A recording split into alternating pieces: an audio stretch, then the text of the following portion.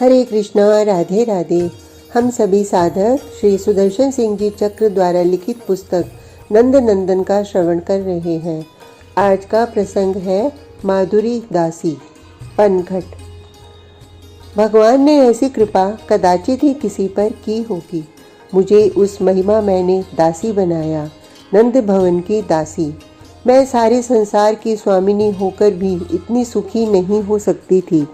दया में दीन बंधु, मुझे इसी प्रकार जन्म जन्म में भी दासी ही बनाना, इसी घर की दासी। मेरी स्वामिनी ब्रजेश्वरी इतनी सीधी सरला है कि उनको समझाना कठिन होता है मुझे कि मेरी उपस्थिति में उनको श्रम नहीं करना चाहिए। वे मुझे सखी कहकर ही संतुष्ट हो जाती। तब भी एक बात थी, वे तो मुझसे पूछने लगती हैं, मेरी बात ऐसे मान लेती हैं जैसे स्वामिनी वे न हो मैं हूँ, और उनकी चलने दूँ तो मेरी सब सेवा वे स्वयं करें। उनकी सेवा का अवसर ही मुझे कितना कम मिल पाता है। रोहिणी रानी जी आई हैं तब से और कठिनाई हो गई है। वे सब कार्य स्वयं ही कर लेना चाहती हैं। उनके मुख से बहन और जीजी सुनकर तो धरती में गड़ जाने को जी करता है। कोई काम करने लगो और हाथ पकड़कर कहेंगी, बहन तुम रहने दो, तुम बहुत श्रम कर चुकी, इतना शांत होने की तो कोई आवश्यकता नहीं है। जैसे हम सब बैठी ही रहने को बनी हैं। श्रम करना केवल रानी जी का स्वत्व है।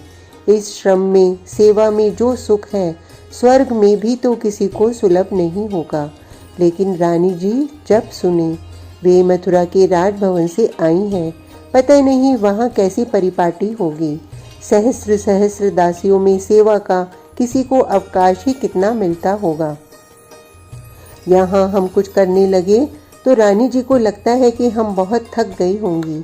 वे बहुत बड़ी हैं, उनको उत्तर भी तो नहीं दिया जा सकता। कठिनाई कम है हमारी, व्यवस्था का पूरा संचालन उन्होंने ले लिया है। उनके चरण पकड़कर यह दासी कुछ सेवा मांग कर पा जाती है, यही बड़ी कृपा है उनकी मुझ पर। यमुना जल लाने की सेवा स्वामिनी मुझे दे दें। मैंने चरण पकड़े। वे कृपामयी अस्वीकार तो नहीं करती, किंतु कह दिया, बहन बहुत यमुना जल लगता है, तुम अकेली तो नहीं ला सकोगी। एक काम अवश्य मेरा कर दो। कन्हई सखाओं के साथ पुलिन पर ही आजकल खेलता है। सब बालक चपल हैं, इन पर दृष्टि रखना, ये जल के समीप न जाएं और अधिक आतप में न रहें। मैं कम ही उधर आ पाती हूँ। मेरे साथ जल लाने के लिए सेविकाओं की एक सेना ही लगा दी है रानी जी ने, और सबको यही आदेश है। भवन के सम्मुख ही है पुलिन और उसके पार कितनी कम दूर है कालिंदी कूल। मैं क्या अब इतनी दुर्बल हो गई हूँ कि 150 घड़े जल भी लाने में शांत हो जाती। परंतु रानी जी को कैसे समझाऊं कि मैं सशक्त हूँ, उनके समान सुकुमारी नहीं। वे तो हम सबको अपने से 100 गुनी अधिक सुकुमारी मानती होंगी, तभी तो हमारी शांति की सुविधा की इतनी चिंता रहती है उन्हें। नीलमणि पुलिन पर ही दिन भर आजकल खेलता है। इसे देख लेने की लालसा से ही तो मैंने जल लाने की सेवा मांगी थी। हमारी रानी जी मुझे तो अंतर्यामिनी जगदम्बा भगवती ही लगती हैं। जब मन में जो लेकर इनके समीप जाती हूँ, कण मांगने जाऊँ तो बिना मांगे मन भर देंगी। अब मुझे नीलमणि पर दृष्टि रखने की सेवा मिल गई है। मुझे और मेरी साथ की सबको स्पष्ट कह दिया गया है कि जल लाना मुख्य कार्य नहीं, शिशुओं की संभाल मुख्य कार्य है। हम संभालेंगी शाम को। आधी घड़ी भी नहीं बीतेगी और स्वयं रानी जी झांक जाया करेंगी। मेरी ब्रजेश्वरी स्वामिनी तनिक तनिक देर पर आती रहेंगी। नीलमणि की ताइयाँ, चाचियाँ, दूसरी सब गोपियाँ तो पुलिन पर ही मिलती हैं हमें। सब सम्मान्या हैं हमारी, सभी के शिशु हैं और नील सुंदर पर किसका स्नेह कम है। हम इसे देखने का लोभ लेकर जल भरने की सेवा मांगने गईं और रानी जी ने इस लाल को देखने की सेवा ही सौंप दी। यह मेरा लाल, मेरा ही तो है यह। बोलने लगा तब से, चाहे जब अंक में आ बैठता है। इसे तो हम सबको केवल माँ कहना आता है। और जब वह गोद में बैठकर अपना छोटा सा सुंदर मुख ऊपर उठाकर माँ कहता है, दूध से अंचल तो वृद्धा मुखरा का भीग जाता है। मैं तो अब भी बुढ़िया नहीं हूँ। अब यहाँ गोकुल छोड़कर आ बसने पर क्या यह नवीन प्रथा प्रचलित हो गई है? गोकुल भी तो कालिंदी कूल पर ही था। जल भरने का काम तो सेविकाएं ही करती थी। वहाँ गोप कुमारियाँ केवल गृह में पूजा के लिए छोटी कलसियों में जल ले जाती थीं।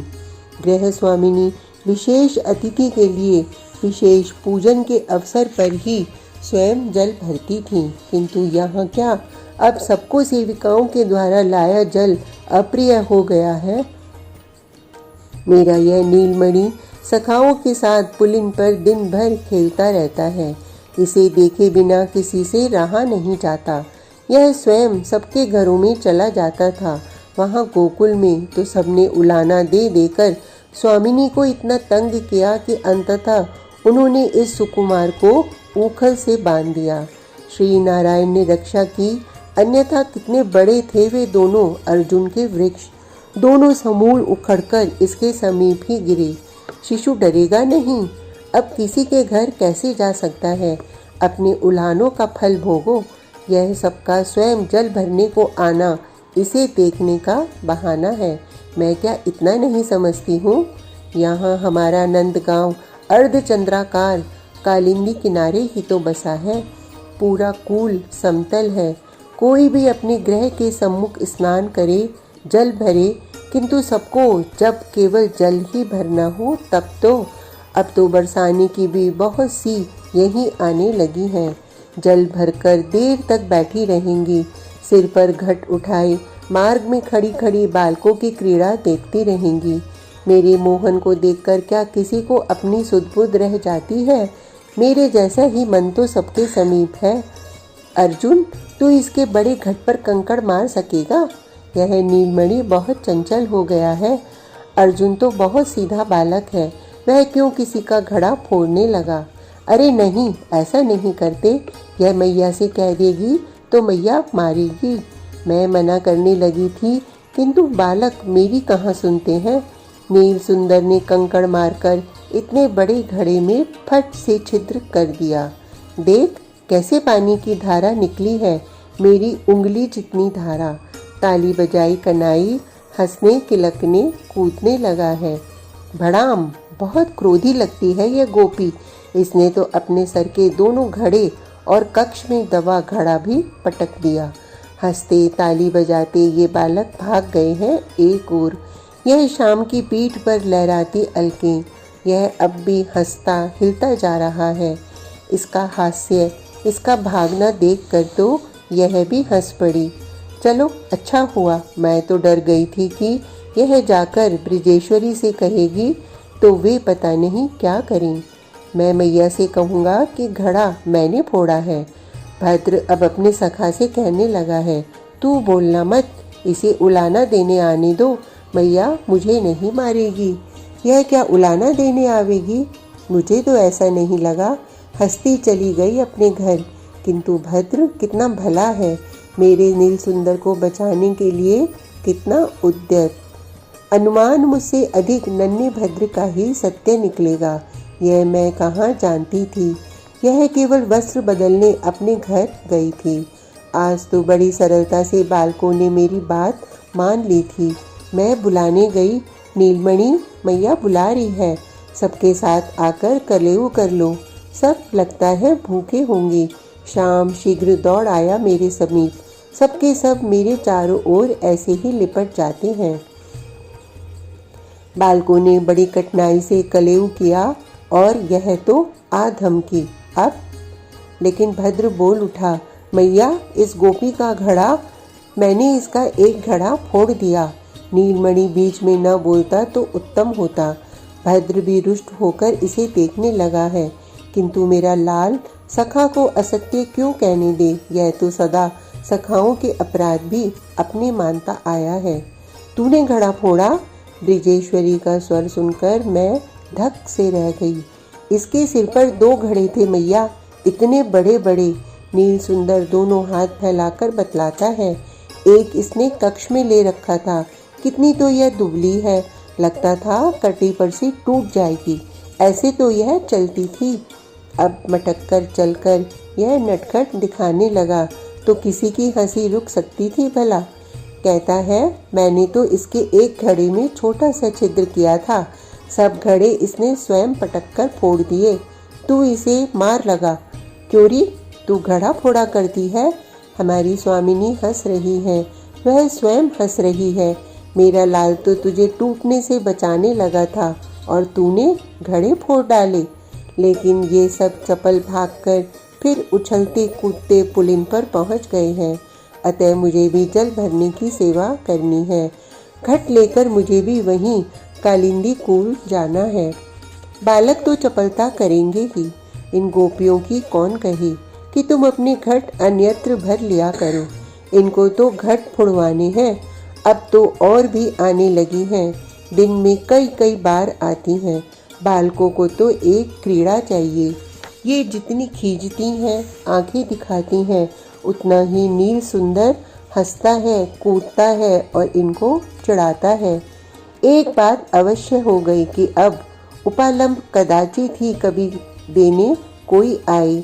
सब वहाँ पुलिन पर तो बहुत बड़बड़ाती हैं। चल, कहती हूँ नंदरानी से, किंतु सबको स्मरण आ जाता होगा शाम का वह उखल बंधन, वह वृक्षों का गिरना। उपालंब का साहस ही मर जाता होगा इस स्मरण से। सब अपराध मेरे नीलमणि का ही तो नहीं है। गोपियां ही तो इसे छेड़कर ऊधम करने को उद्यत करती हैं। अब यह धातु कलश लेकर आई और अंगूठा दिखाती मटकती गई है। क्रोध तो इसके मटकने पर मुझे आया। शाम कैसे सह लेता, लेकिन इसके कलश तो फोड़े नहीं जा सकते थे। मेरा यह सुंदर सुकुमार समझदार हो रहा है, इसमें इतनी युक्ति है। मैं अपने लाल पर गर्व करती हूँ।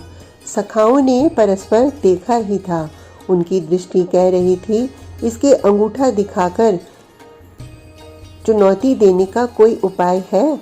बिना बोले कैसे दबे पैर नील सुंदर गया था इसके पीछे। एक कलश भरकर इसने तट पर रखा, दूसरा भरने लगी तो तट का कलश इसने ठेल दिया। जल गिराता वह तो लुढ़कता जमुना में चला गया। अब दूसरा तट पर रखा, पहले को निकालने बढ़ी तो यह भी जल की ओर चल पड़ा। अब कटी से ऊपर जल में उतरकर निकाल और भीग, फिर मेरे लाल को अंगूठा दिखाएगी। यह मुझे हाथ जोड़ने लगी है। मैं क्यों कहने लगी अपनी स्वामिनी से, मेरा नील सुंदर सखाओं के साथ सुप्रसन्न रहा है इसे देख देख कर। वह घड़े फोड़ता तो भी इतना ही भीगती। इन गोपियों को कोई और काम नहीं है। ये क्या रात दिन मेरे मोहन से उलझने की ही सोचा करती हैं। यह अकेला कलश लेकर आई है, अंगूठा दिखाकर मटक मुस्कुराती, इसलिए मुझे भी देखती जाती है। सचमुच मेरा कन्हई इसका क्या कर लेगा।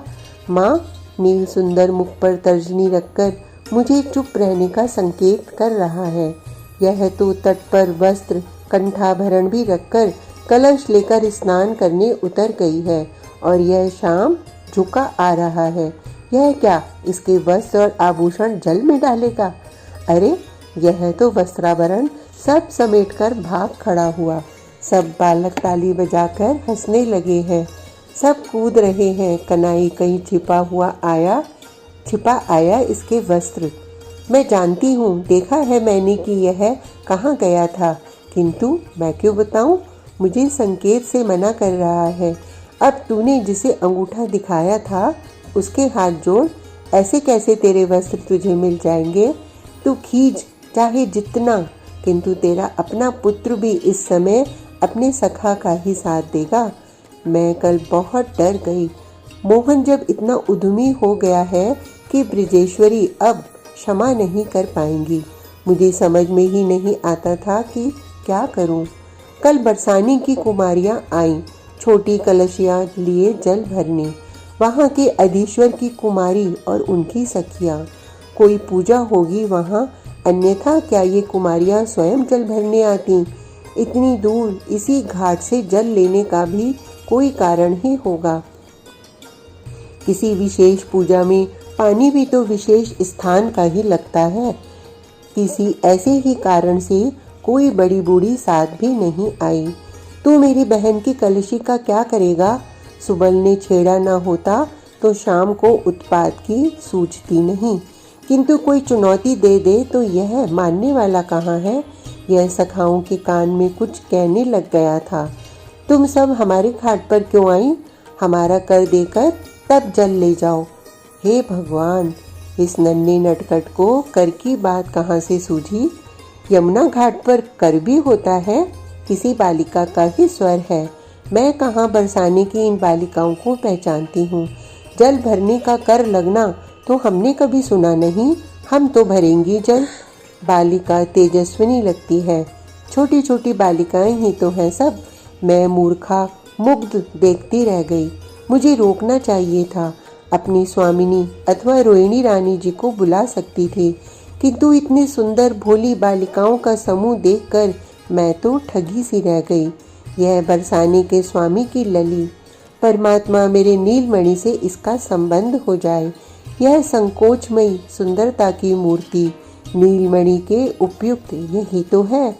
मैं अपनी ही अभिलाषा में नहीं समझ पाई कि मेरे नेत्र कब बंद हो गए। चौंकी तब जब नील सुंदर सखाओं के साथ इन सब से उलझ पड़ा था।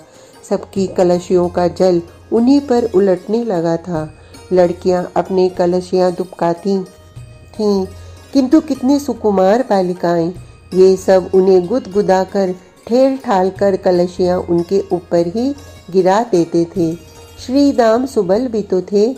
ये दोनों भी तो छीना झपटी में ही लग गए थे। नील सुंदर ने जब कीर्ति कुमारी की कलशी पकड़ी, मैं चिल्ला ही पड़ने वाली थी, किंतु वह तो इतनी भोली है कि नीलमणि के मुख की ओर देखकर स्वयं अपनी कलशी इनके करों में दे दी। यह भी तो उसके ऊपर जल नहीं गिरा सका। समीप की उसकी सहेली को ही स्नान करा के कलशी दे दी इसने। बालकों का तो खेल हो गया, किंतु मैं चिंता के मारे अधमरी हो गई। बरसाने से कोई उलाना आएगा मेरे स्वामी के समीप तो वे शाम को क्षमा कर पाएंगे। मैं कुछ कह भी नहीं सकती, केवल प्रार्थना ही तो कर सकती हूँ भगवान से कि कोई उलाना न आवे।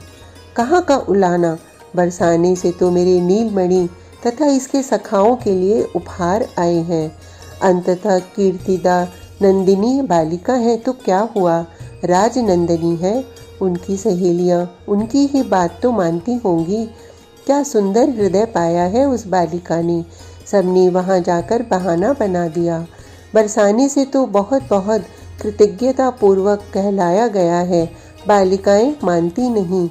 ये अपनी पूजा के लिए स्वयं जल लेने चली गईं। किसी बड़े के साथ जाने से सबों को संकोच होता। पता नहीं कहाँ का कोई उत्पाती बंदर इन पर झपट पड़ा था। ये सब बहुत भीरू है। बंदर का भी दोष नहीं होगा। ये उसे देखकर ही भागी होंगी। नीलमणि दौड़ा आया सखाओं के साथ। बहुत सदैव है वह। उसने इन्हें कपि को भगाकर आश्वासन दिया। जो गिर गई थी उन्हें उठाया। लताओं में उलझे इनके वस्त्र वीड़ियाँ सुलझा दी। हमारी बालिकाओं को बचाया ब्रिज के युवराज ने। मैं सुनकर बृषभानु नंदिनी के शील पर मुग्ध हो गई। उन्हें आशीर्वाद ही तो दे सकती हूँ, किंतु अब उनकी सहेलियों को इसी घाट पर जल भरने की हट हो गई है, और ये बालक तो हठी है ही। नील सुंदर इनसे अब ऐसे ही उलझता रहेगा। आज का प्रसंग इतना ही। कल तक के लिए हरे कृष्णा, राधे राधे।